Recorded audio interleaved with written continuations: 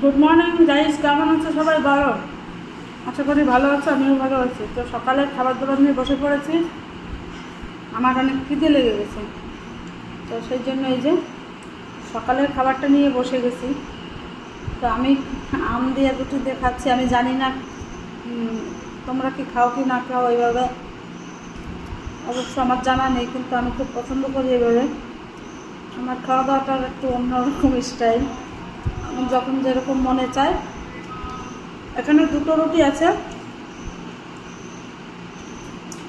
তো সকালবেলার খাবার এই যে।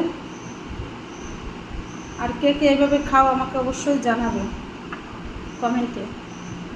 তবে আম খাওয়ার মতো পরিস্থিতি এবছর নেই, গাছে কোনো আমই হয়নি আমাদের, কিনা আম। আর কিনা আম খেয়ে তো কোনো মজা নেই।